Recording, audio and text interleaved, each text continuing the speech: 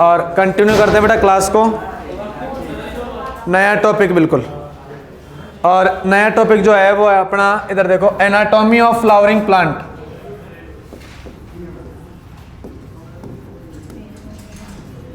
Anatomy of flowering plant,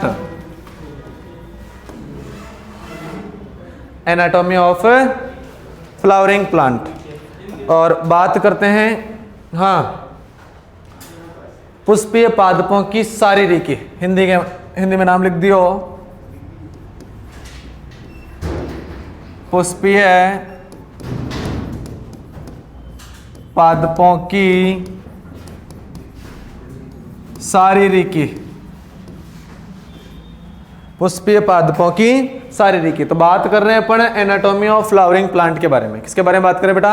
anatomy of flowering plant, पुष्पीय पादपों की शारीरिकी। मतलब एनाटॉमी में अपन बात करते हैं तो किसके बारे में स्टडी करेंगे? तो देखो इधर एनाटॉमी, एनाटॉमी में पादप की आंतरिक संरचना, आंतरिक संरचना का अध्ययन करते हैं बेटा। किसका अध्ययन करते हैं? आंतरिक संरचना का।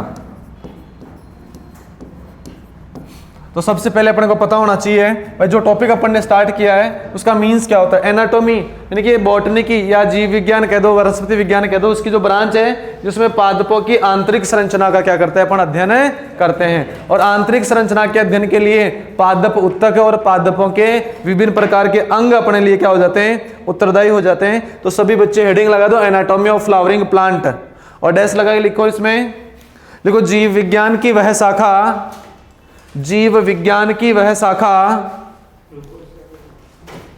जीव विज्ञान की वह शाखा जिसमें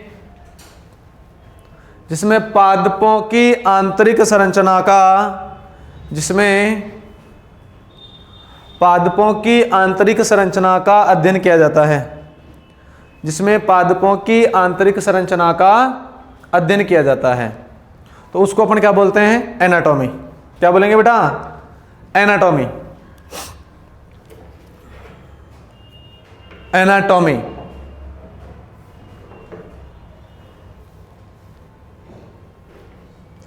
हेडिंग लगाओ, हेडिंग का डेस लगाइए, लिखो शारीरिकी व औतिकी। शारीरिक का मतलब तो एनाटॉमी होता है, और औतिकी का मतलब होता है हिस्टोलॉजी। क्या होता है बेटा? हिस्टोलॉजी।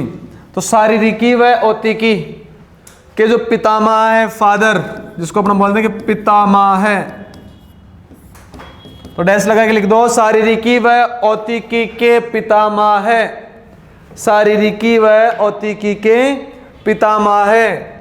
लिख दो एन ग्रू, एन ग्रू। कौन है बेटा? एन ग्रू। अगर लिखो आधुनिक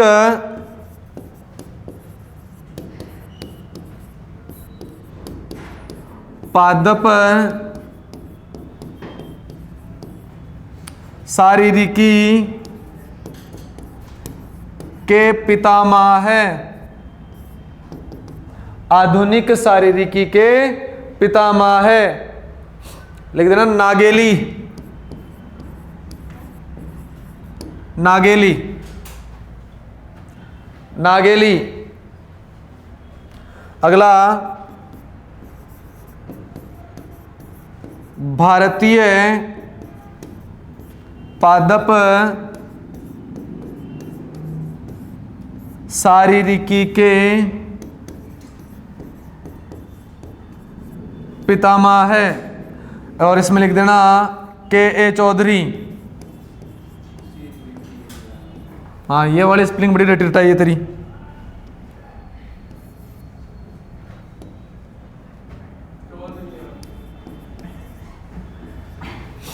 लिख दे, हाँ चौधरी लिखा है बेटा।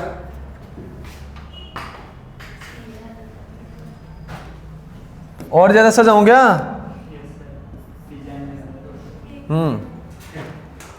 लिख दो बेटा, लिख दो फटाफट फुर्ती से, लिख दिया सबने? हाँ, तो ये तो नॉर्मल बात कर ली अपन भाई। एनाटॉमी क्या होती है, किसे कहते हैं? एनाटॉमी पादपों की आंतरिक शारीरिक संरचना का अध्ययन करते हैं। शारीरिकी को अपन एनाटॉमी कहते हैं, औतिकी का मतलब होता है हिस्टोलॉजी। हिस्टोलॉजी के फादर कौन है? एन ग्रू, फादर ऑफ मॉडर्न एनाटॉमी, यानी कि आधुनिक पादप शारीरिक के पितामह कौन है? नागेली। कौन है बेटा? नागेली। और भारतीय पादप शारीरिक का पितामह कौन है? के ए चौधरी। अब बात करेंगे शारीरिकी की स्टडी करने से पहले अपन पादपों के उत्तकों के बारे में बात करते हैं। किसके बारे में बात करते हैं? पादपों के उत्तकों के बारे में। तो टॉपिक ही अपना पादप उत्तक ही चलेगा, ठीक है? तो देखो इधर, उत्तक यानी कि टिश्यू,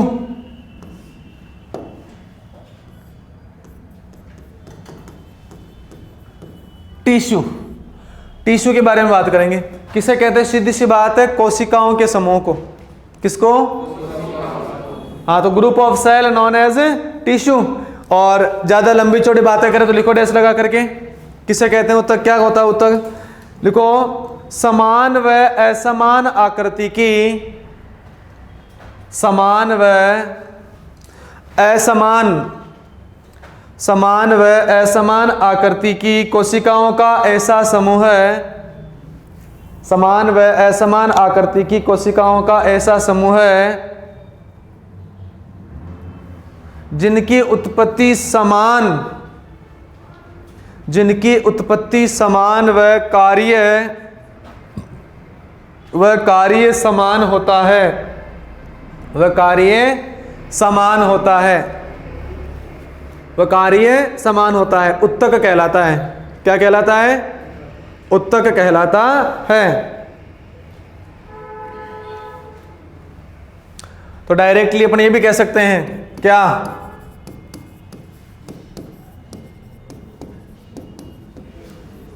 कोशिकाओं का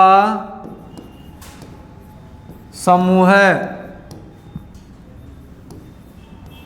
उत्तक कहलाता है। कोशिकाओं का समूह क्या कहलाता है? उत्तक कहलाता है। और उत्तकों का अध्ययन किसमें करते हैं अपन?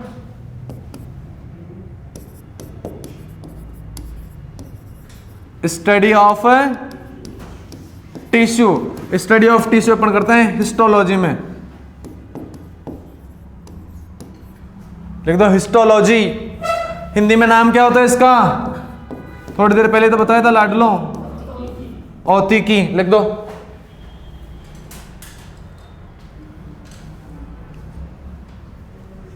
अगला लिख देना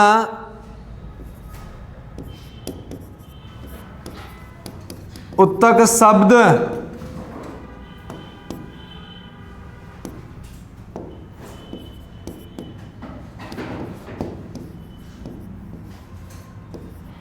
एन ग्रू ने दिया। उत्तक शब्द किसने दिया? एन ग्रू ने। और अगली बात, कार्ल नागेली ने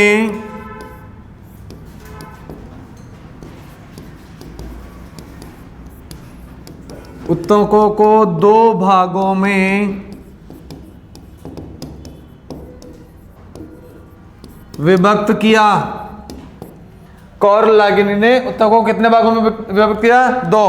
पहला विभजोतक,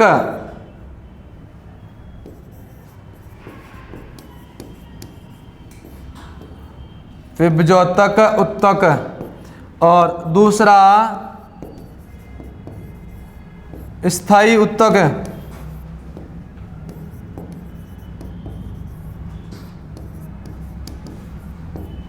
दूसरा कौन सा है लाडलो?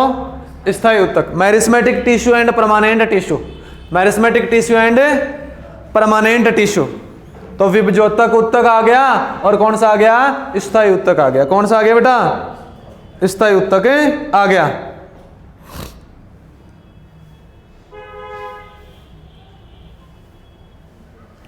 लिख लाओ यहां तक।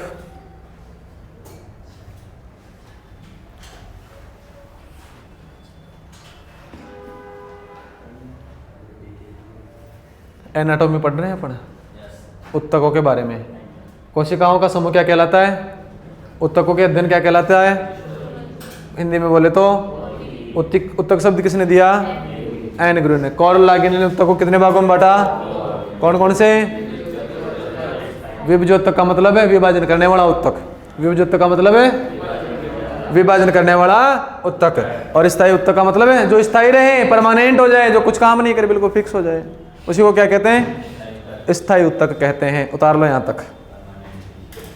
अरे वाह, वेरी गुड अंग्रेज हैं। चलें आगे, पक्का? ओके ओके नहीं होता, ओके सीख लो, अंग्रेजी काम में आएगी।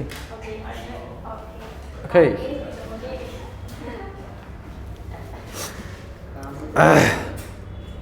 चले, पक्का?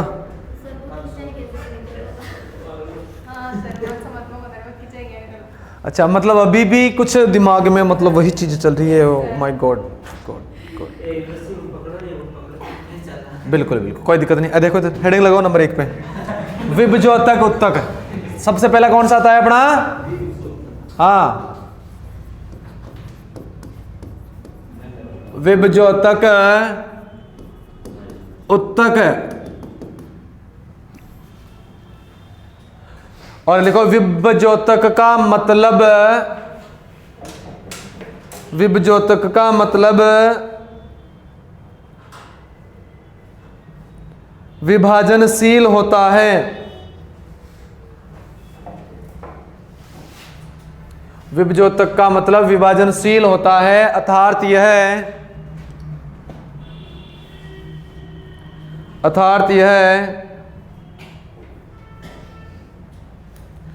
पादपों में कोशिकाओं के विभाजन में, पादपों में कोशिकाओं के विभाजन में, पादपों में कोशिकाओं के विभाजन में उत्तरदायी होता है।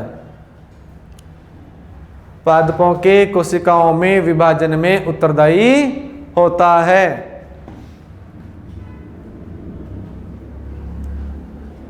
ठीक है, इसको अपन इंग्लिश में बोलते हैं मैरिस्मेटिक।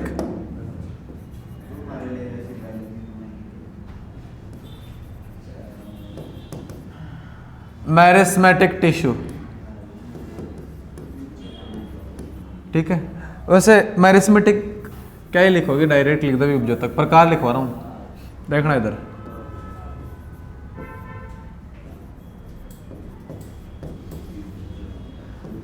यह हो गया अपना विभज्योतक। इसके प्रकार देखो कौन कौन से प्रकार होते हैं। पहला तो होता है पादप में स्थिति के आधार पर। किसके आधार पर? पादप में स्थिति के आधार पर।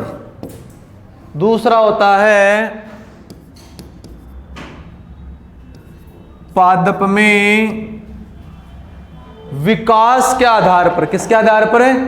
विकास, किस प्रकार से विकास करता है। ठीक है, तो पादप में उत्पत्ति व विकास के आधार पर लिख दो, उत्पत्ति व विकास के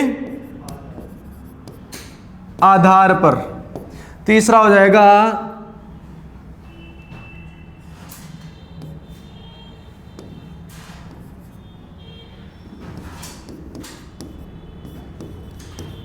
पादप में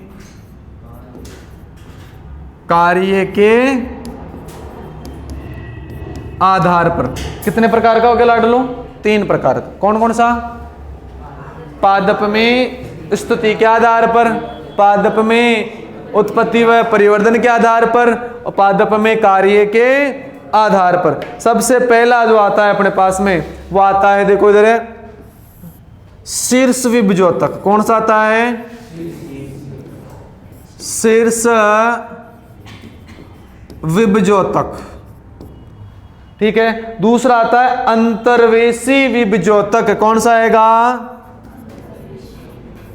अंतर्वेशी विभज्योतक। और तीसरा आता है पार्श्वीय विभजोतक। कौन सा आता है? पार्श्वीय विभजोतक। पादप में उत्पत्ति और विकास के आधार पर तीन प्रकार का होता है। एक होता है प्राक विभजोतक। कौन सा? प्राक विभजोतक। फिर होता है प्राथमिक विभजोतक। कौन सा होता है? प्राथमिक विभजोतक। और तीसरा जो होता है वो होता है अपने पास में द्वितीयक विभजोतक। कौन सा होता है? द्वितीयक विभजोतक। प्राक विभजोतक है, प्राथमिक विभजोतक और द्वितीयक विभजोतक। तीसरा अगला अपने पास में होता है, एक होता है प्रोटोडर्म। कौन सा होता है? प्रोटोडर्म, प्राक एधा और वर्ण विभजोतक। वर्ण विभजोतक। तो पादप उत्तक की बात कर रहे हैं, उनमें सबसे पहले नंबर पे आता है अपना विभजोतक। कौन सा आता है? विभजोतक। कितने प्रकार का? 3 प्रकार का। पादप में किसके आधार पर? स्थिति के आधार पर। पादप में किसके आधार पर? उत्पत्ति व परिवर्धन के, उत्पत्ति व विकास के आधार पर। फिर पादप में कार्य। तीनों तीन प्रकार के होते हैं। इन सब के बारे में डिटेल से पढ़ेंगे। तो हेडिंग लगा दो क्या? पहले विभजोतक के प्रकार और फिर ये चार्ट बनाओ। विभजोतक के प्रकार और चार्ट बनाओ।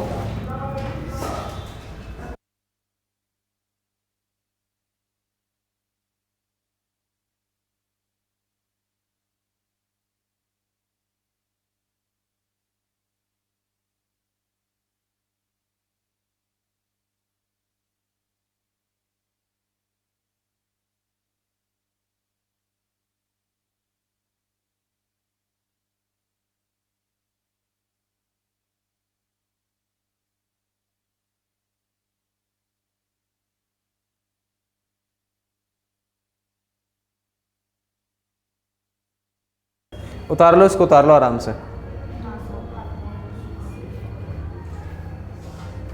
क्यों रात को क्यों पानत में जाते हो क्या जो सो नहीं पाते हो?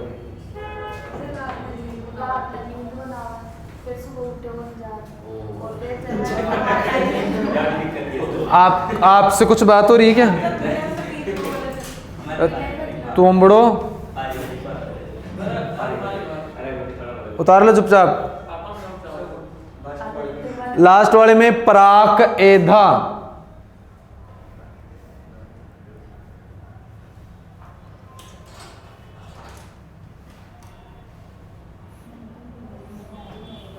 लास्ट वाले में प्राक एधा, प्रोटोडर्म, प्राक एधा और वर्ण विभजोतक। उतार लो बेटा आराम से, है ना।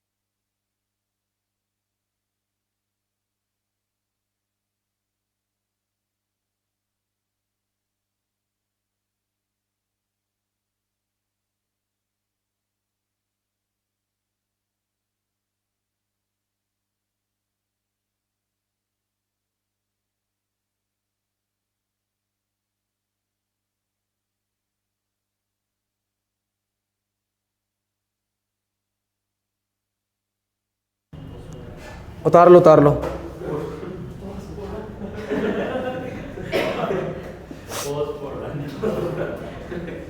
उतारो बेटा, उतारो। फालतू बातें नहीं।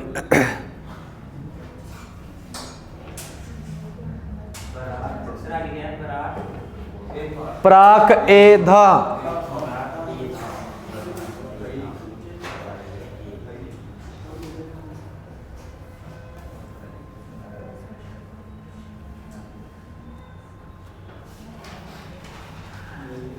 अब यहां तक तो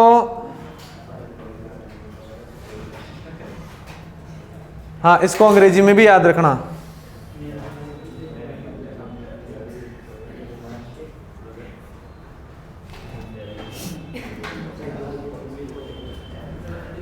अरे इसका इंग्लिश नाम है मेरिस्टेम,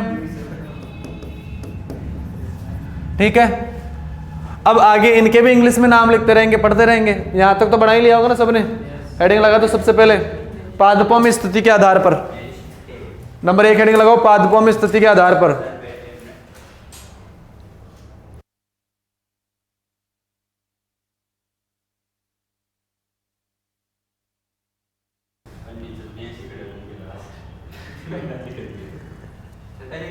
उतार लो, उतार ले।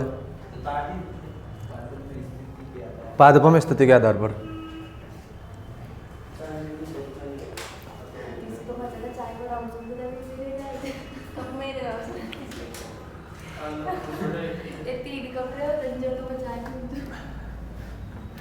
लो देखो इधर सबसे पहले, और उनमें देखो लिखो आप लोग, देखो पादपों में स्थिति, यह 3 प्रकार का होता है।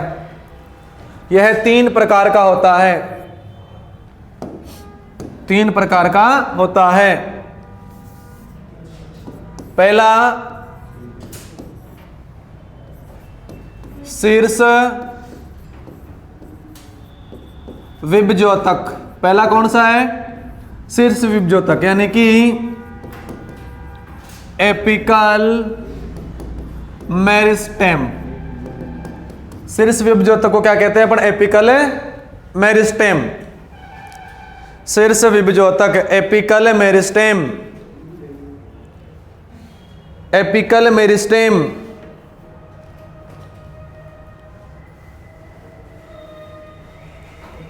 देखो ये मोस्टली कहां पाया जाता है? ये पादपों के शीर्ष भागों में पाया जाता है। कहां पाया जाता है बेटा? पादपों के शीर्ष भाग। पादपों के शीर्ष भाग कौन कौन से होते हैं? एक तो होता है बेटा रूट अपेक्स। कौन सा होता है? Root apex. और दूसरा जो होता है वो होता है अपने पास में सूट अपेक्स। कौन सा होता है? Suit apex. रूट यानी कि जड़ शीर्ष, और सूट अपेक्स यानी पररोह शीर्ष। इसको तो अपन बोलेंगे पररोह शीर्ष। कौन सा? हाँ, पररोह शीर्ष। और ये मूल शीर्ष हो ही जाएगा, तो डैश लगा के लिखो यह विभज्योतक। हाँ, इसमें शीर्ष विभज्योतक में यह विभज्योतक पादपों के, यह विभज्योतक पादपों के शीर्ष भागों में पाया जाता है। यह विभज्योतक पादपों के शीर्ष भागों में पाया जाता है, जैसे रूट अपेक्स व सूट अपेक्स। जैसे रूट अपेक्स व सूट अपेक्स।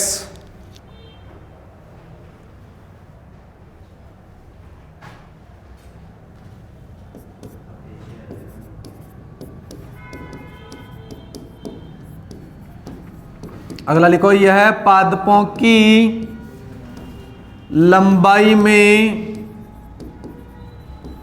वृद्धि करता है। यह पादपों की लंबाई में वृद्धि करता है। यह पादपों की लंबाई में क्या करता है? वृद्धि करता है। लंबाई को बढ़ाने का काम जो करेगा वो कौन करेगा? शीर्ष विभज्योतक करेगा बेटा। कौन सा करेगा? शीर्ष विभज्योतक करेगा। और भी कई ऊतक होते हैं जो लगातार इनकी पादपों की लंबाई में वृद्धि में सहायता करते हैं। तो इतनी बात आपको इसमें याद रखनी है एपिकल मेरिस्टेम में। ज्यादा लंबी चौड़ी गाथाओं में पर नहीं घुसना है। यहां तक 2 बातें आप लोग इसको याद में रख लेना। दूसरा, शीर्ष विभज्योतक के बाद में दूसरा नंबर कौन सा बताया था मैंने आपको? अंतर्वेशी विभज्योतक। कौन सा बताया था? अंतर्वेशी विभज्योतक। कौन सा विभज्योतक है? अंतर्वेशी विभज्योतक। इंग्लिश में लिख दो intercalary, intercalary meristem.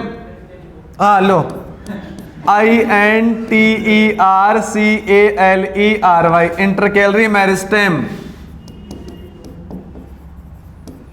Intercalary meristem, intercalary meristem.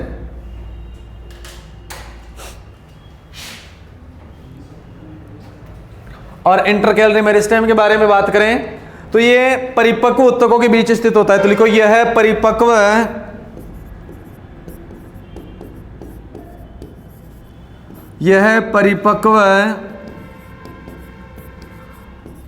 ऊतकों के बीच स्थित होता है। यह परिपक्व ऊतकों के बीच स्थित होता है।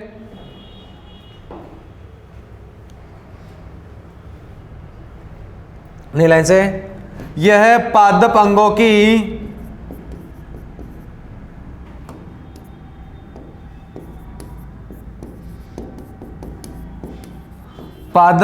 की लंबाई बढ़ाने में सहायक होता है।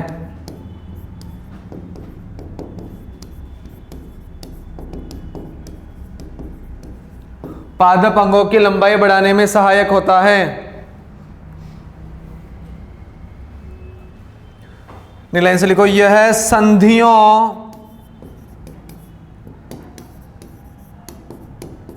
पर्व संधियों पत्तियों आदि में उपस्थित होता है। संधियों पर्व संधियों आदि में उपस्थित होता है। संधियों पर्व संधियों आदि में उपस्थित होता है। अब जो अंतर्वेशी विभजोतक होता है ना, इसकी स्थिति देखो कहां कहां स्थित होता है। तो हेडिंग लगा दो इसी में, स्थिति, लोकेशन देखते हैं इसकी कहां कहां ये इसका लोकेशन होता है। लोकेशन है ना, हाँ लोकेशन देखो। पहला लिखो इसमें पर्व संधि के ऊपर, और पर्व संधि के ऊपर किस में पाया जाता है? वो पाया जाता है दूब घास में। कहां पाया जाता है लाडलो? दूब घास में।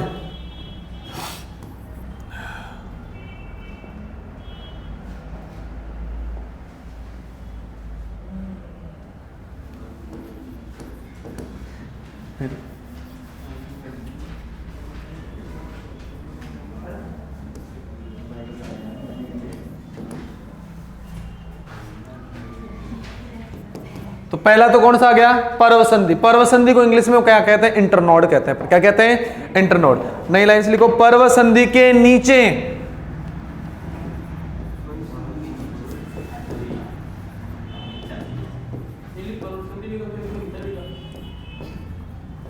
पहले पर्व संधि के ऊपर पाया जाता है, फिर पर्व संधि के नीचे।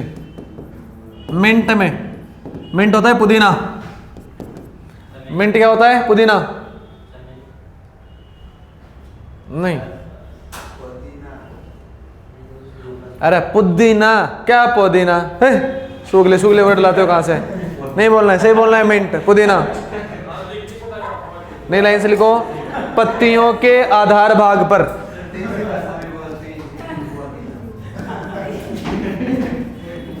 पत्तियों के आधार भाग पर चीड़, ब्रैकेट में पाइनस, पाइनस, पाइनस। चीड़ का पद नहीं होता क्या? बड़ा सा लंबा पद। पाइनस के साथ में किसकी कोरोलाइज रूट पाई जाती है? राइजोबियम जीवाणु। नहीं होता? किसको फर्नीचर बनाने के लिए काम में लेते हैं? लकड़ियों को। हाँ,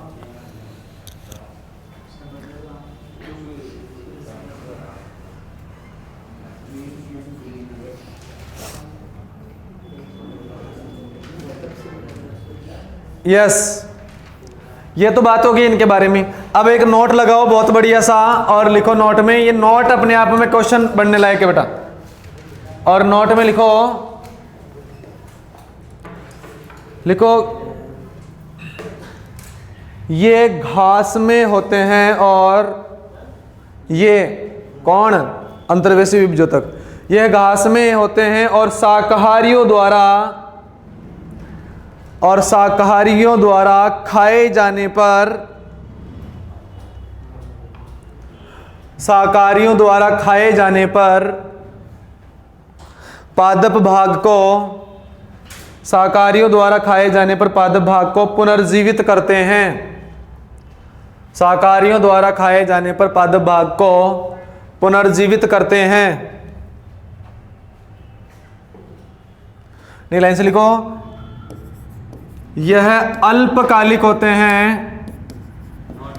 हाँ, होते हैं तथा कुछ समय पश्चात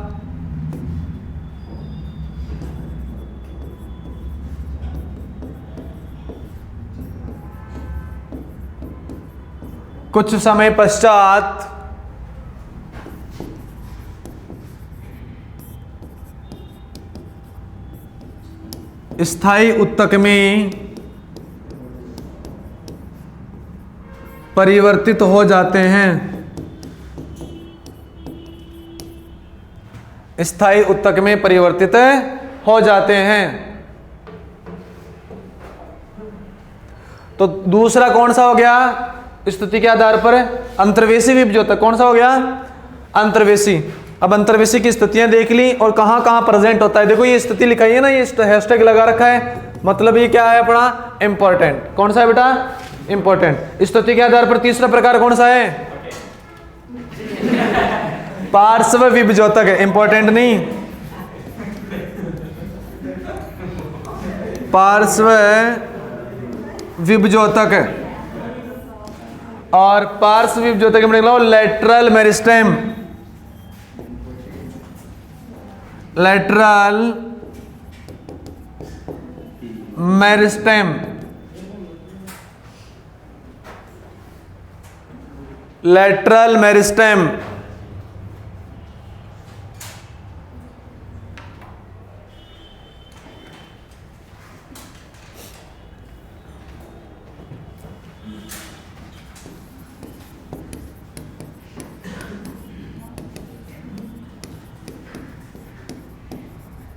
देखो यह पादपों के परिपक्व क्षेत्र में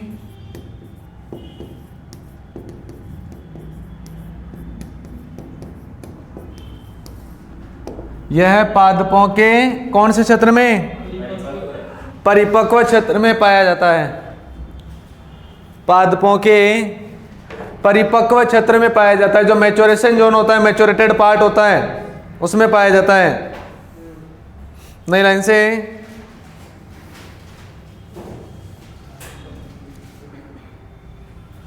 पार्श्व विभजोतक को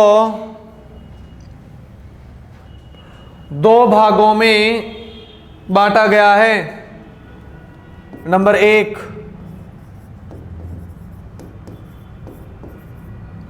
प्राथमिक पार्श्व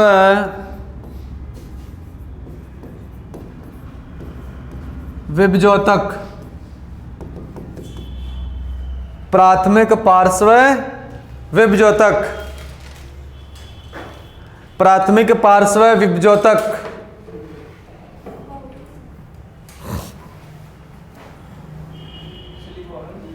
हाँ, लंबी चौड़ी कथा है इसमें। तो इसमें भी 2 प्रकार आ जाएंगे, लेकिन उन 2 प्रकारों का एहसास नहीं होने देंगे।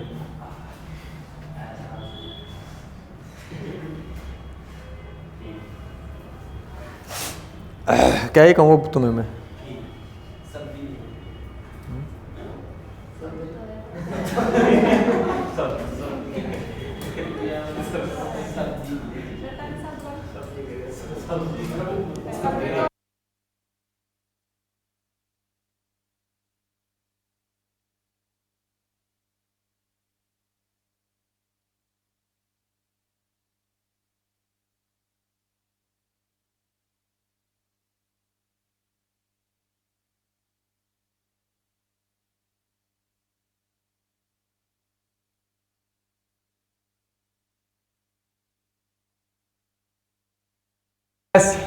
बेटा प्राथमिक विभजोतक में इधर देखो, अपन बात करेंगे सबसे पहले, इसमें भी प्रकार होते हैं। एक होता है मार्जिनल मेरिस्टेम, जिसको अपन बोलते हैं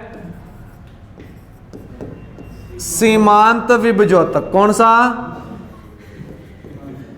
सीमांत विभजोतक। और इसको अपन इंग्लिश में कहते हैं मार्जिनल, क्या बोलेंगे?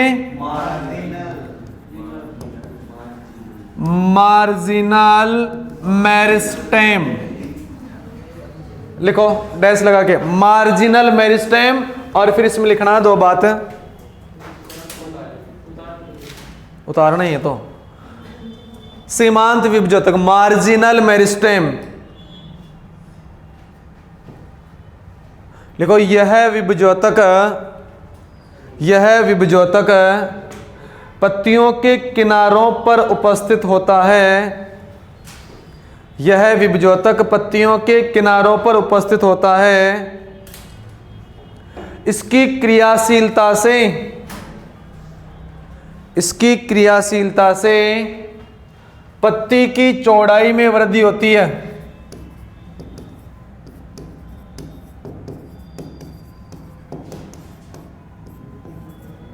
पत्ती की चौड़ाई में वृद्धि होती है। नोट लगा के लिखना, पत्ती की संपूर्ण वृद्धि, लीफ की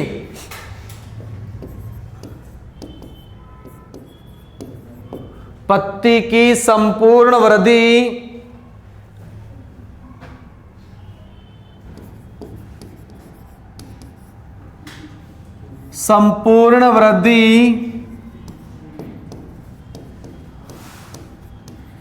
अंतर्वेशी व सीमांत विभजोतक द्वारा होती है।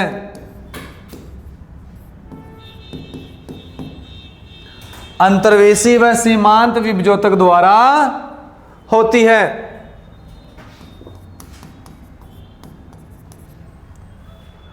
अंतर्वेशी व सीमांत विभजोतक द्वारा होती है। यह नोट लगा के लिखवाया था मैंने, स्पेशल लगाए क्यों नहीं? नोट लगाओ इसको नोट में। अगला दूसरी लाइन में लिखना, अंतः पूलीय एधा, अंतः पूलीय एधा ऑब्लिक पूलीय एधा, नोट में नहीं है। प्राथमिक विभजोतक का दूसरा प्रकार लिखवा रहा हूं। पहला ये आ गया ना, ऊपर है मार्जिनल मेरिस्टेम, इसको अपन बोलते हैं इंट्राफेसिकुलर कैम्बियम, इंग्लिश भी लिख लेना।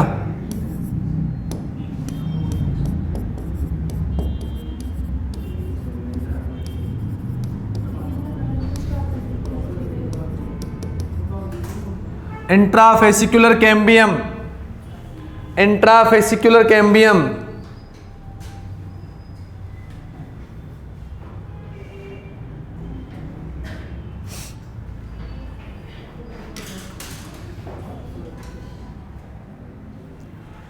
इसमें लिख देना, अंतःपूलीय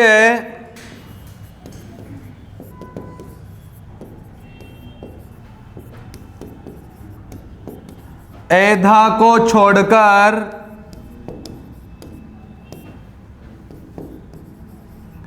सभी एधाओं की उत्पत्ति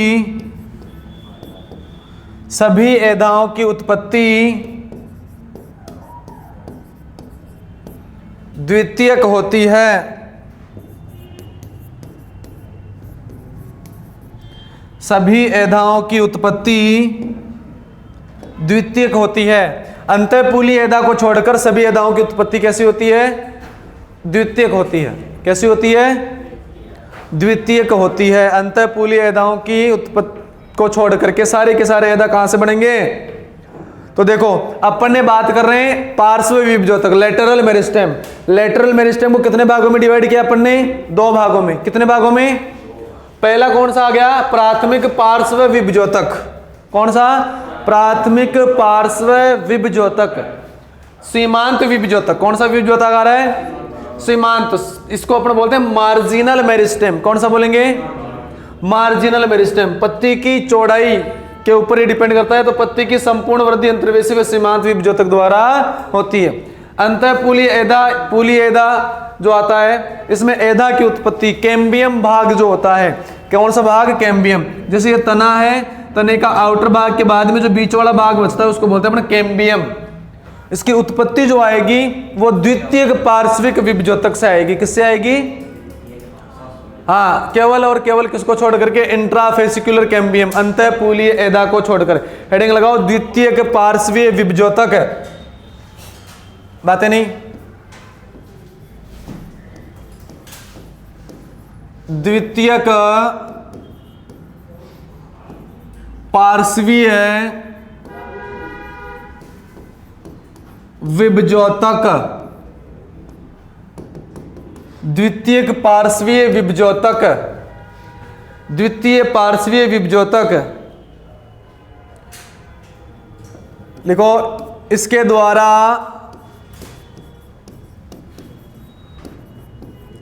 अंतरापूलीय एधा का निर्माण होता है।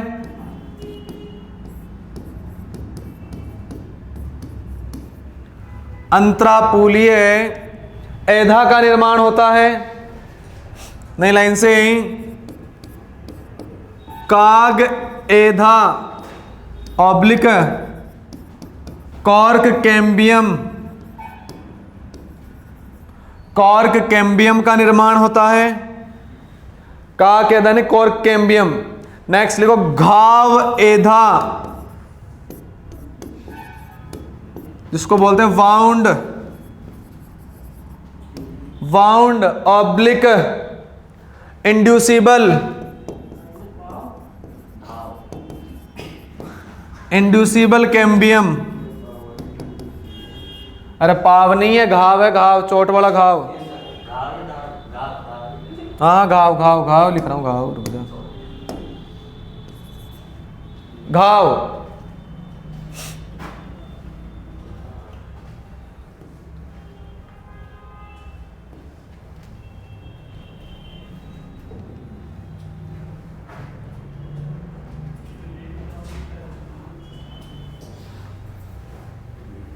उतार दो इसको, तीनों को। गुड। जिसने नहीं उतारा वो भी उतार लो।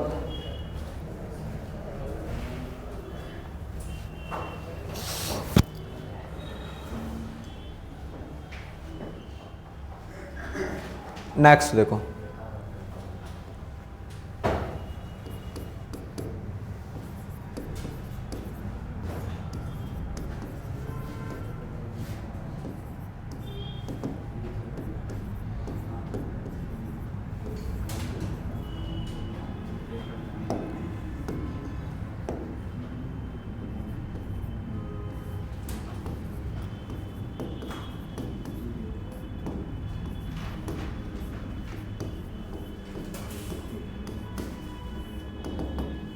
क्या पढ़ेंगे?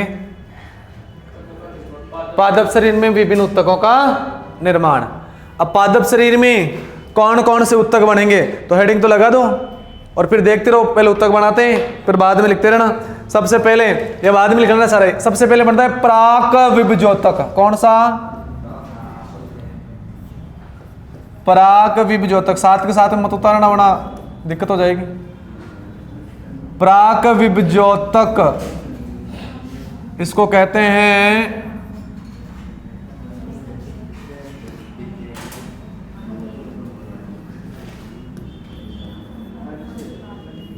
भ्रूणीय विभज्योतक। पहला कौन सा? प्राक विभज्योतक। और प्राक विभज्योतक को क्या कहते हैं? अपन भ्रूणीय विभज्योतक। फिर बनता है प्राथमिक विभज्योतक। कौन सा बनेगा? इनके नीचे लाइनें वाइनें छोड़नी है, बनाना नहीं है, फिर मैं बताता रहूंगा, फिर बनाना। प्राथमिक विभज्योतक कौन सा बन गया? प्राथमिक विभज्योतक। फिर बनता है प्राथमिक स्थायी विभज्योतक।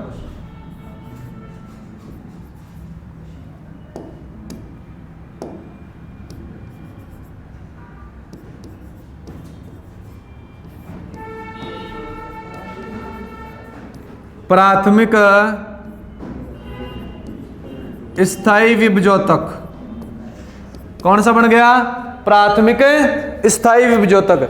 फिर बनता है द्वितीयक विभजोतक। कौन सा बनेगा? हाँ, द्वितीयक विभजोतक। और द्वितीयक विभजोतक देखो इधर है,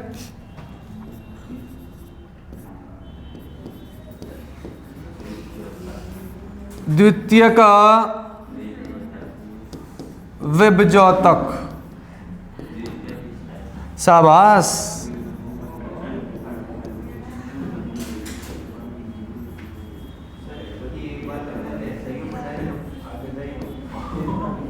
द्वितीयक स्थायी विभजोतक है। अरे ये तो कॉमन सेंस की बात है, जब प्राथमिक का स्थायी हुआ तो दूसरी जगह भी स्थायी आएगा कि नहीं आएगा? आएगा ना। हाँ, तो आप हेडिंग लगाओ सबसे पहले, पादप शरीर में विभिन्न उत्तकों का निर्माण। जैसे कहता हूं वैसे वैसे लिखो, पादप शरीर में विभिन्न उत्तकों का निर्माण लिख दिया। हाँ, कौन सा? अरे अभी मैंने एक पढ़ा दिया, अब एक का डेवलपमेंट ही तो रखा है, अब चलेगा आगे आएगा, थोड़ा हैव सम पेशेंस। सब लिखवाएंगे, सारे लिखवाएंगे, चिंता मत करो। इतना लिखवा देंगे, इतना लिखवा देंगे कि आप लिखते लिखते, अरे पढ़ना तो पड़ेगा भाई। लिखो सबसे पहले ऊपर ऊपर, जैसे मैंने लिखा है, इनके बीच बीच में भी लिखाऊंगा बातें। सबसे ऊपर ऊपर लिख दो प्राथमिक विभजोतक, प्राक विभजोतक या भ्रूणीय विभजोतक। प्राक विभजोतक या भ्रूणीय विभजोतक।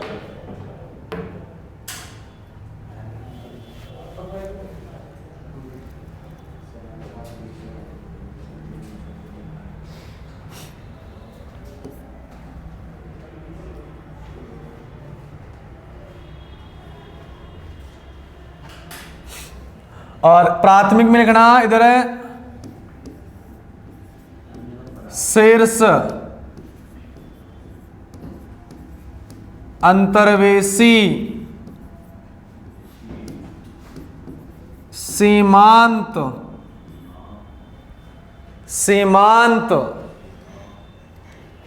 शीर्ष अंतर्वेशी सीमांत और अंतःपूलीय एदा।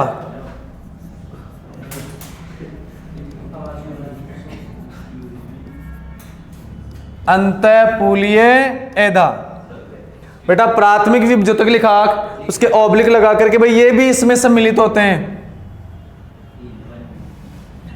शीर्ष अंतर्वेशी सीमांत और अंतःपूलीय।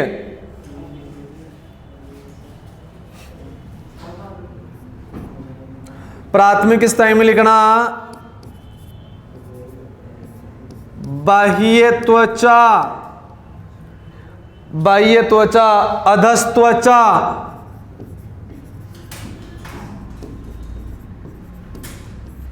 सामान्य वलकुट,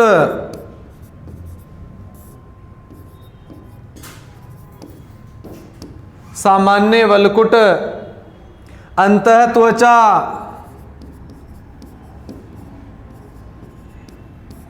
परिरंभ,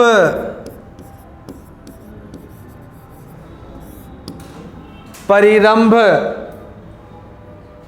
मज्जा, ये सारे के सारे इसमें लिख देना प्राथमिक स्थायी विभजोतक में।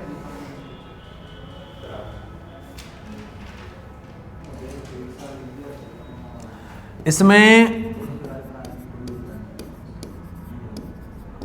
अंतरपूलीय एधा, पराक एधा और काग एधा।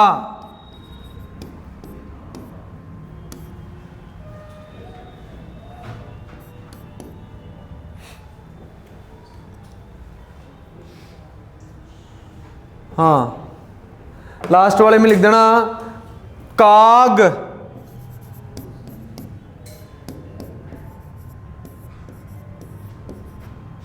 द्वितीय वलकुट, काग द्वितीय वलकुट, द्वितीय दारू,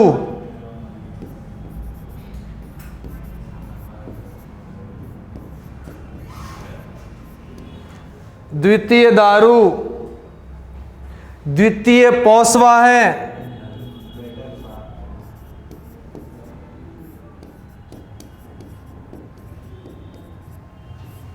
द्वितीय पोषवाह है और द्वितीय मज्जा किरणें।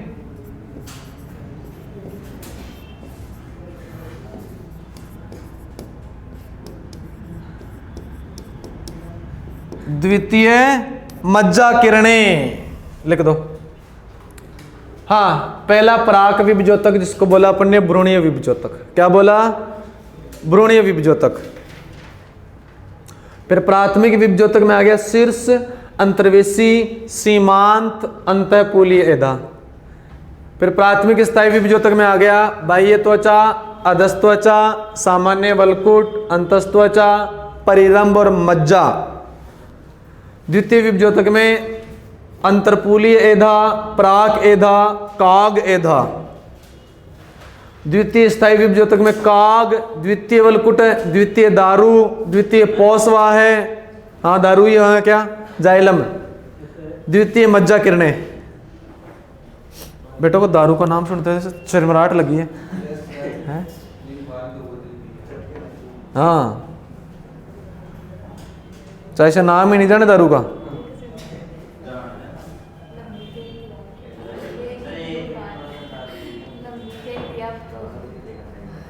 बच्चे? अच्छा, हाँ मेरे को भी लगा। हाँ तो समेट लो, समेट लो। मकर संक्रांति आ रही है। उतार ले वरना मैं उड़ा दूंगा तेरी पतंगे। अभी पतंगे उड़ाएगा। उतार लो फिर।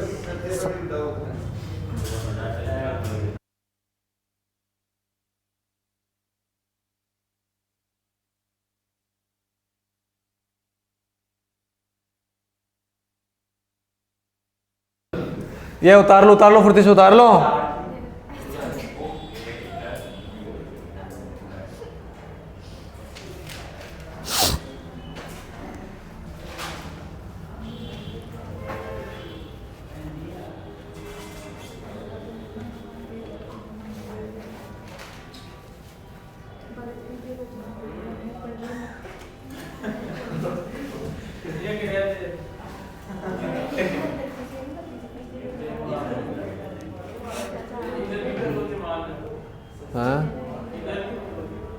सर्दी का मौसम है बेटा, बचाव ही उपचार है।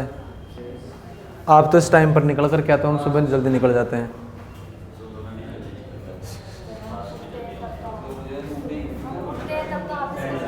बिल्कुल। कितने बजे उठते हो आप लोग? 8, 9, 10, 11। चलो इधर देख लो क्या क्या पढ़ा है, क्या क्या नहीं पढ़ा है, उतारते रहना बेटा। अपन ने चालू करा है टॉपिक आज कौन सा? Anatomy of flowering plant. कौन सा चालू करा है? पुष्पीय पादपों में शारीरिक। ये जनरल इंट्रोडक्शन है, ये भी जनरल इंट्रोडक्शन है। यहां से क्वेश्चन बहुत बार पूछे जा चुके हैं। ये इसका क्या है? प्रकार है पादप में स्थिति के आधार पर, जो पढ़ लिया अपन ने। पहला टाइप हुआ है अभी तक।